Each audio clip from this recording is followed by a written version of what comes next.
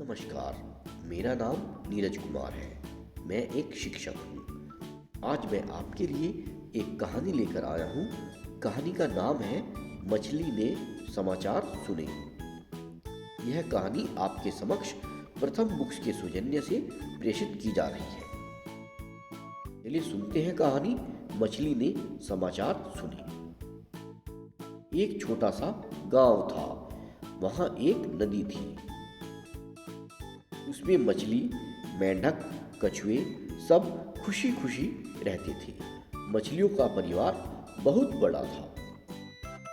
मेंढक और कछुए मछली के परिवार को बड़ी इज्जत देते थे। मछलियों के घर में एक बड़ा सा रेडियो था। उनकी इज्जत इससे और भी बढ़ गई थी। मछलियों के घर एक बुजुर्ग मछली थी, जिसका कहना मेंढक और कछुए भी मानते थे।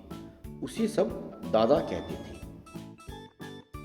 लेकिन कोई भी उसे रेडियो सुनने का मौका नहीं देता था। इसलिए बड़ी मछली रेडियो पर समाचार सुनने को तरसती रह जाती। फिल्मी गीत सुनना सभी को बहुत पसंद था। छोटी छोटी मछलियां, मेंढक और कछुए हमेशा रेडियो से चिपके रहते। कई तरह से बच्चों को पटाकर मिन्नतें कर जब वह बच्चों से रेडियो लेती, तब तक समाचार खत्म ही हो जाते थे। अब समाचार समाप्त हुए। बस कभी कभार यही सुनने को मिलता।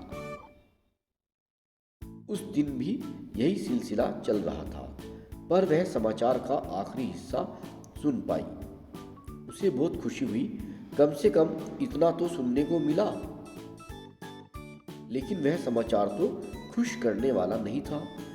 नदी में दवाई छिड़ककर मछलियों को पकड़ने वाले आ रहे हैं। अनेकों नदियों से ऐसे ही वे लोग मछलियां पकड़कर ले गए हैं। यह सुनकर उसे गहरा धक्का लगा। बाकी मछलियों को भी यह समाचार पता चला।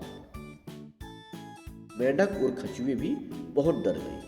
क्या करें, कुछ समझ में नहीं आ रहा था। सब निराश होकर बैठ गए। रोज की तरह दादा से रेडियो छीनने कोई नहीं आया। आगे की चिंता सभी को सता रही थी।